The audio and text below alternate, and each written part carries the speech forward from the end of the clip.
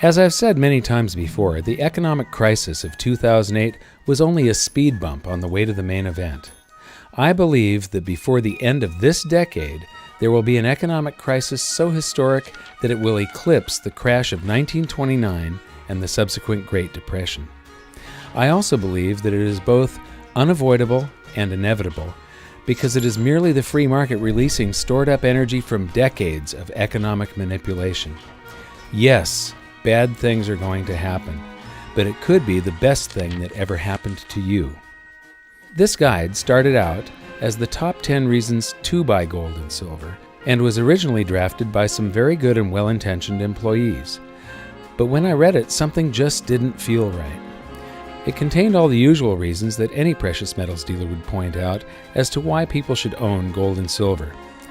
Though they were all very good reasons to own gold and silver, they weren't the reasons that I buy gold and silver.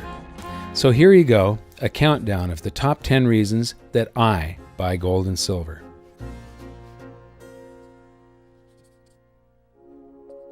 Top 10 reason number 10. All the world's currencies are fiat, and fiat currencies always fail. 99.9% of the world's population is unaware that we no longer use money. We use fiat national currencies. What is a fiat currency? Fiat currencies are faith-based. They are national currencies that are not backed by anything of value like gold. Instead, the government just declares that they have value, and as long as the people keep believing, they do have value, and the people accept them for a while. But here's the thing. There have been thousands upon thousands of fiat currencies throughout history, and they have all failed. 100%, no exceptions.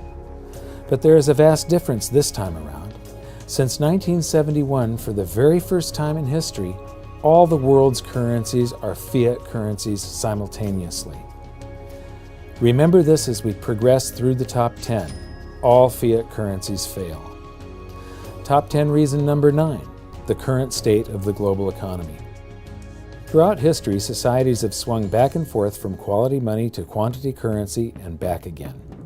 Originally, quantity currency took the form of debased coinage, like gold and silver that has been diluted by adding cheap and abundant base metals such as copper. Then it took the deceptive form of national currencies that were initially backed by money. In other words, they were claim checks on gold. But once these were established, governments then changed the laws to make fraud legal so they could print claim checks on gold that didn't exist. The next step was to sever the connection between money and currency entirely. Back when we used real money, gold would automatically balance all economies. When one country would experience an economic boom, they would import cheap goods from countries with depressed economies and lower wage rates. The outflows of gold from the boom country would cause a deflation, cooling the economy, while the countries experiencing gold inflows would boom, causing their labor rates to increase, which in turn would cause the prices of their goods to rise. This meant that trade imbalances would always automatically rebalance. With gold, government spending was also constrained. If a government wanted to spend more than its income, also known as deficit spending, it had to borrow gold from the private sector. If the government borrowed too much gold, it would cause interest rates to rise, which in turn would slow the economy, which in turn would cause tax revenues to fall. But the debt-based global monetary system has allowed deficit spending and trade imbalances and bubbles to persist and balloon to levels unprecedented in all of history. The credit debt bubble and the derivatives bubble threaten to take down the world economy. The only comparison you could make is to take every great bubble in history times 1 million and have it burst everywhere on the planet simultaneously. It threatens to be a global financial nuclear holocaust, the only survivors of which will be the owners of gold and silver. Top 10 reason number 8, a new world monetary system. I am a firm believer that everything happens in waves and cycles. When I was writing my book, I discovered that every 30 to 40 years the world has an entirely new monetary system. We have had 4 different monetary systems in the past 100 years. The system we are on today is the US dollar standard. It is an aging system that is way overdue for its own demise. It is now developing stress cracks and will one day implode. Before the end of this decade, history will repeat, and just as in 1922, 1944, and 1971, there will be an emergency meeting of economists and government representatives to hash out a new world monetary system. It's normal. No man-made system can possibly account for all the forces in the free market. They get old, they develop stress cracks, and they implode. But what is different this time around is that the last three transitions were baby steps from full gold backing to partial gold backing to less gold backing to no gold backing. In each of these transitions, the system we were transitioning from had a component that could never fail, gold. This time we will be transitioning from a system based on something that has always failed, fiat currencies. The key component to this transition from the US dollar standard to some new standard is, of course, the US dollar. But the US dollar represents more than half of the value of all the world's currency. A dollar crisis would cast doubts on all fiat currencies, and the cascading effect of loss of faith could cause the rest of them to fall like dominoes. The central bankers will try everything they can think of to keep the fiat game going, but when everything they try fails, they'll look around and say, "What worked before?" And once again, the pendulum will swing back to quality money. The only beneficiaries of this event will be gold and silver and those who own them. Top 10 reason number 7. Gold and silver come with a central bank guarantee. My book was written from 2005 to 2007. In it, I said there would first be the threat of deflation. This came true with the crisis of 2008, to which Ben Bernanke would overreact with a helicopter drop of currency. This came true with the bailouts and QEs, which would then cause an inflation. This came true when the stock markets and real estate markets reflated. So far, the Federal Reserve has not only lived up to my predictions, but it has surpassed even my wildest nightmares. They believe that they can fix things by running the printing presses. But the tail does not wag the dog. The free market is responsible for our prosperity. It is the economy, not the numbers they print on pieces of paper or conjure in computers. So now that they have proven that massive currency creation doesn't work, they're going to double down on it. But it is the market that ultimately rules.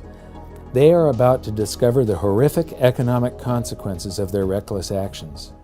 As I said in my book, next there will be a real deflation, a contraction of the currency supply they cannot control. This will happen when the credit, debt, bond, fiat currency, and derivative bubbles begin to implode. The reaction of the world's central banks will be to print until deflation gives way, which I believe will cause a hyperinflation. But a hyperinflation doesn't even require a nation to print its currency into oblivion. It only requires a loss of faith. But never fear, because periodically throughout history, gold has revalued itself as it is bid up in price by the free market as people rush back to it for safety. This is when gold does an accounting of all the currency that's been created since the last time gold did an accounting. In doing so, its purchasing power rises exponentially. It has always done this, and I believe it always will. Top 10 reason number 6. Everything else is a scary investment. By any realistic measure, stocks have been in a super bubble for more than a decade now, with valuations and yields in the danger zone, while bonds are in the later stages of a 30-year bull market and real estate is still deflating from the biggest bubble in history. Dr. Robert Shiller of Yale University has compiled data on the stock market going all the way back to the year 1880. His research concludes that by one measure, the stock market has been in a bubble since 1998, and by his other measure, it is far bigger and more extreme than any prior bubble, including the stock market bubble of the Roaring Twenties that led to the crash of 1929. Further research shows that the only reason the markets have been levitated to these levels is due to the Federal Reserve stimulus. What will happen when increasing stimulus no longer works? I wouldn't want to be invested in stocks when it finally implodes. U.S. Treasury bonds have been a great investment for more than 30 years, but no bull market lasts forever. In fact, for the 37 years after World War II, bonds were such a bad investment that by the end of the 1970s they had earned the nickname certificates of confiscation. But that was back when countries were financially responsible. Now most countries on the planet run their finances like Greece, and the United States of America is leading the way. And as the world's central banks keep interest rates low, it's caused bond investors to take extraordinary risk in search of a reasonable return. We are now in a global bond bubble that dwarfs anything in history. I believe that this has made the bond market one of the most dangerous places to be invested in right now. Dr. Shiller is also the creator of the Case-Shiller Home Price Index. His data on real estate suggests that since the popping of the bubble in 2007, real estate values have bounced back into a small bubble. But what worries Dr. Shiller most is that institutional investment firms have bought up as much as 30% of the homes that were foreclosed on since the crash of 2008. This has the potential of making real estate as volatile as the stock market. If these firms ever decide to sell, they can dump thousands of homes on the market all at once, causing the 2008 real estate crash to look like the calm before the storm. Personally, the thought of investing in real estate right now is downright scary. So the stock market, bonds, and real estate are either in a bubble or have been in a bubble in the last decade. Gold and silver, however, haven't been in a bubble for more than 30 years, and from my measure still appear to be less than halfway through their bull market. The next great bubble will someday be gold and silver. It's just their turn. Top 10 reason number 5, market psychology. Nobody can really understand the markets or the economy, but you can get an inkling of what they're about if you understand what drives them, greed and fear. And the most entertaining part of monetary history is the study of their byproducts, manias, panics, bubbles, and crashes.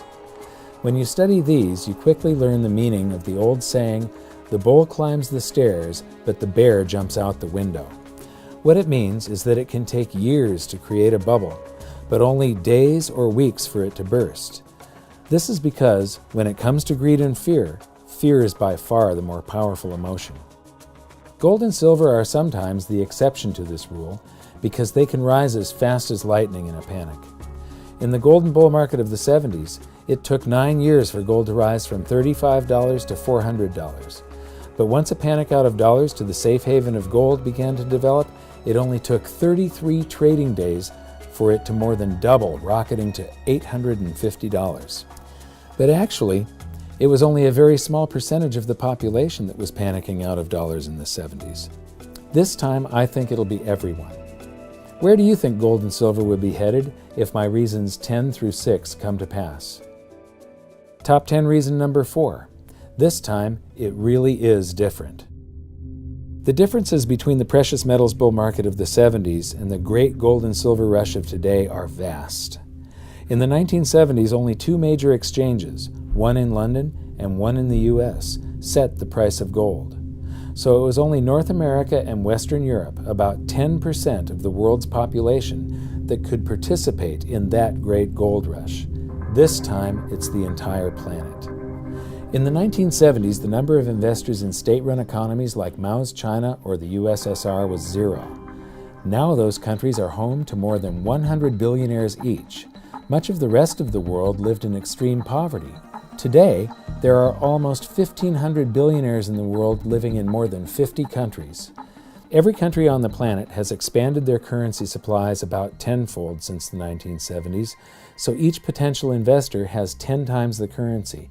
And within each population, there has been the extraordinary development of the investor mindset. In the 1970s, we were a planet of savers. But then, as nations around the world abandoned gold and silver as money and adopted fiat currency, inflation raged, punishing savers and rewarding investors and speculators. Then we had the tech bubble of the 90s and everybody became a stock trader. Then we had the global real estate bubbles and everyone became a real estate investor or flipper. For more than 30 years, saving has been punished and investing and speculating has been rewarded. The result is that there are many, many times more people likely to invest in gold and silver this time around. The number is very hard to project, but I would guess it's somewhere between 10 and 100, but possibly even as many as 1,000 times more people with an investor mindset.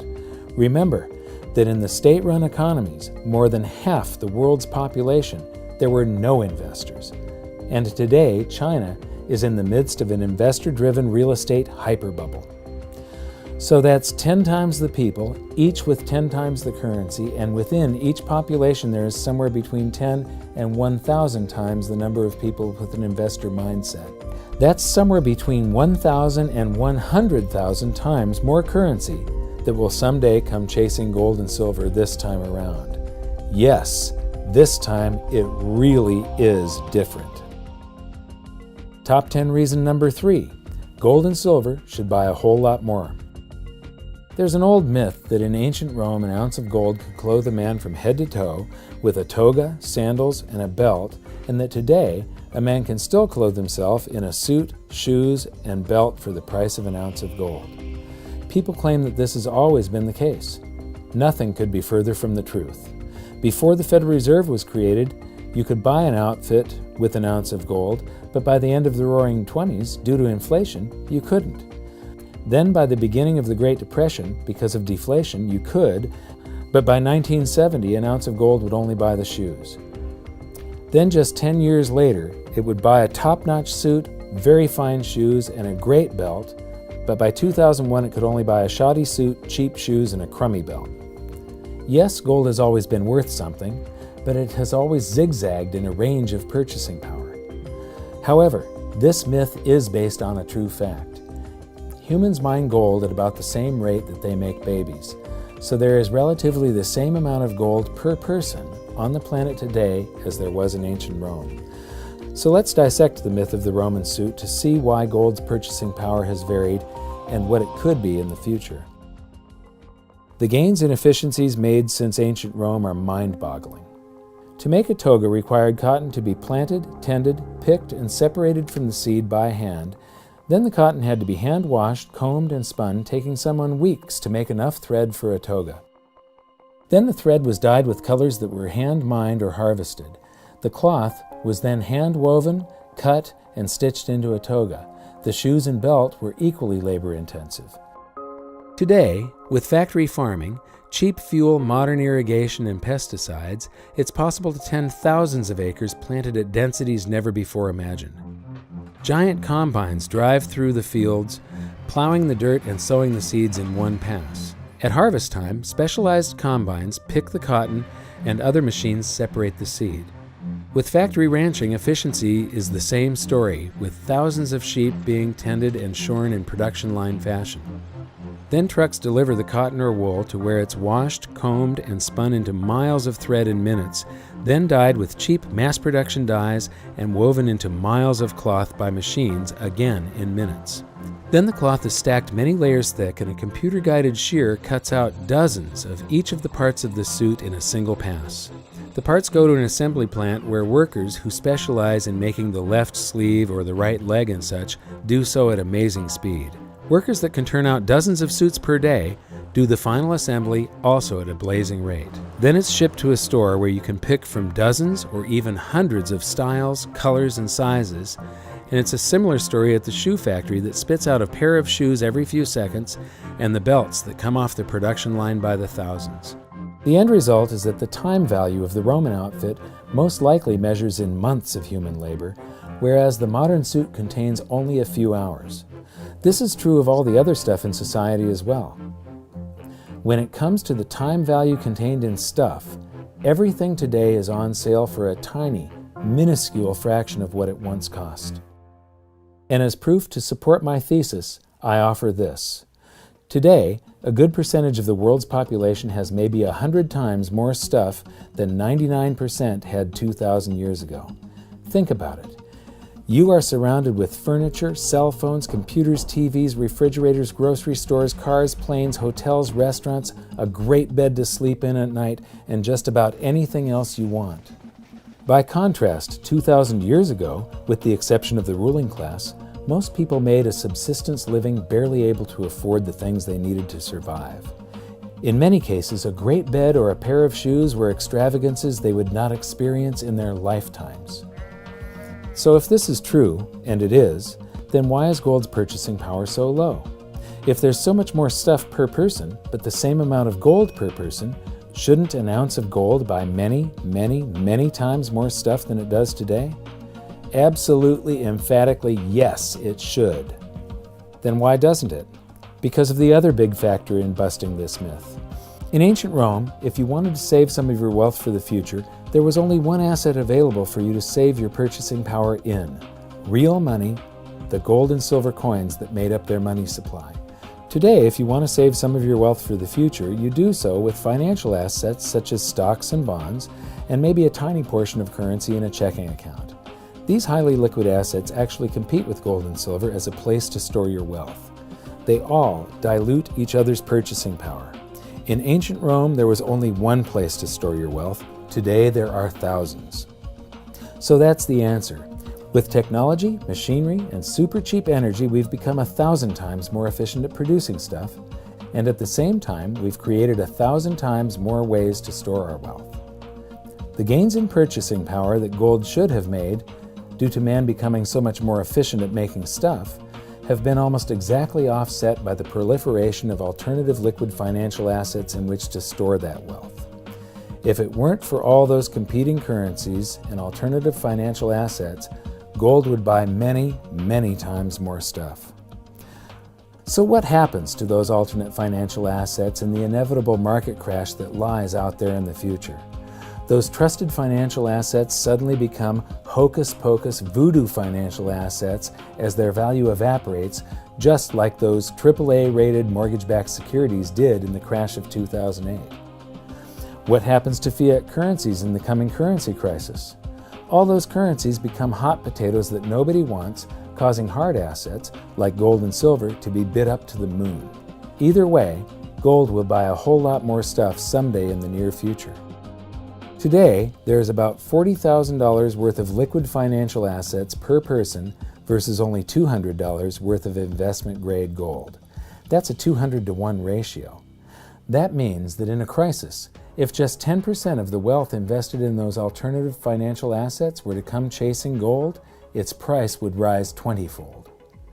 The moral of this story is, if you want to buy 20 suits, shoes, and belts a few years from now, buy an ounce of gold today. Taken separately, any one of these reasons is a compelling case for gold and silver.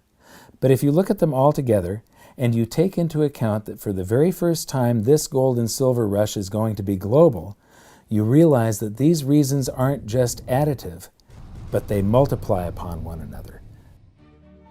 Therefore, my top 10 reason number 2 is, it's all happening at once, and this time it's global. So there's more stuff per person than at any time in history, but the same amount of gold, and competing currencies and other assets have diluted gold's purchasing power.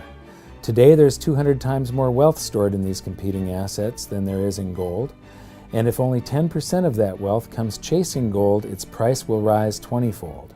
And in the crisis I see coming, it's going to be a lot more than just 10%. The world is now in uncharted territory. Budget deficits, trade deficits, and government debt have ballooned to lethal levels. Real estate, stocks, and bonds are all in bubbles, and the credit, debt, and derivatives bubbles threaten to take down the world economy. It took years to create these bubbles, but it will only take days or weeks for them to burst, and all bubbles eventually burst. In the inevitable crash and currency crisis that are bearing down on us, most trusted investments will probably evaporate while gold and silver are pushed into hyperbubbles. Because when it comes to greed and fear, fear is by far the more powerful emotion, and in a crisis, fear is what drives investors. Today there are 10 times the people, each with 10 times the currency, and somewhere between 10 and 1,000 times the number of people with an investor mindset than in the last great gold and silver rush. That's somewhere between 1,000 and 100,000 times more currency that will come chasing gold and silver this time around. For the very first time in history, all the world's currencies are fiat, and fiat currencies have always failed. Couple that with the facts that every country on the planet is creating currency on a suicidal scale never before imagined, that every 30 to 40 years the world has an entirely new monetary system, that we are overdue for the transition to a new monetary system right now, and you now have the recipe for a cataclysmic economic event that will be the greatest wealth transfer in history. It can either impoverish you, or it can enrich you beyond your wildest dreams. Knowing this, you think I would take every spare unit of currency I can get my hands on and buy gold. So why don't I? Because silver is undervalued compared to gold, so I buy both, but I buy mostly silver. And finally, top 10 reason number 1, I sleep better. As I said at the beginning of this article, I believe that an economic crisis of historic proportions is headed straight at us, and there is no avoiding it.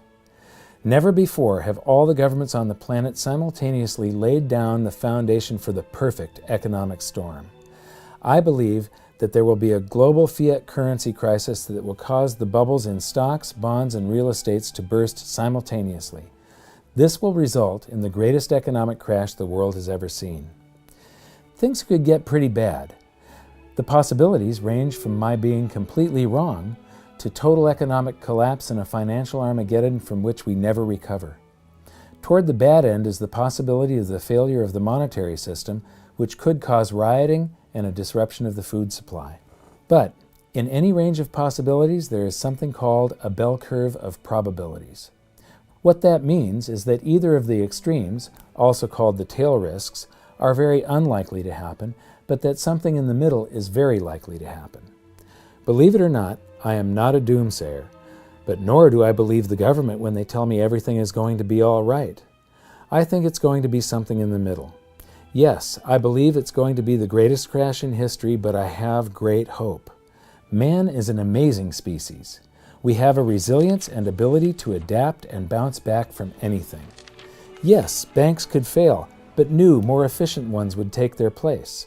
Yes, the world monetary system could collapse, but this could be a good thing. If we could just make fraud, theft, and conflicts of interest illegal for the financial sector, like it is for the rest of us, and if we could just leave the free market alone and stop manipulating and meddling with it, it would quickly provide us with a new, efficient, stable, and honest monetary system that would increase the prosperity and standard of living for everyone. Yes, the stock, bond, and real estate markets will probably crash, and for those who are unprepared, it will be devastating. But if it's going to happen anyway, and if there's nothing I can do about it, then I may as well try to figure out how to turn this catastrophe into the best thing that has ever happened to me. As I have said many times, there are these brief moments in history where the safest asset class, gold and silver, the safe haven to protect your wealth for the last 5,000 years, simultaneously become the asset class with the greatest potential gains in absolute purchasing power. In periods of crisis, gold and silver are the asset class that outperform all others. This decade will see the greatest financial crisis in history. That means it will also be the greatest wealth transfer in history, and that means it is the greatest opportunity in history. How have I prepared for the range of possibilities? I've been accumulating precious metals since 2002. To me, this relieves a lot of anxiety. And now, I've purchased a supply of emergency food. I've given one of these assortments to each of my family members, my best friends, and all of my employees. This has relieved most of my remaining anxiety. How do I sleep at night? Very well, thank you. So now that you know why I buy gold and silver, I'd like to show you how to buy gold and silver. Before you buy an ounce of gold or silver for yourself, I want to send you a free copy of my book, Guide to Investing in Gold and Silver. It tells you everything you need to know about owning gold and silver, including where to store it, the pitfalls to avoid, how this industry works, and which bullion products I buy for myself. I'm proud to say it's the best-selling book on precious metals investing of all time. I've just released a fully updated version, and it's yours absolutely free. All you have to do to get it is to follow the link below and tell me where to send it. Enjoy the book, please share this video, and thanks for watching.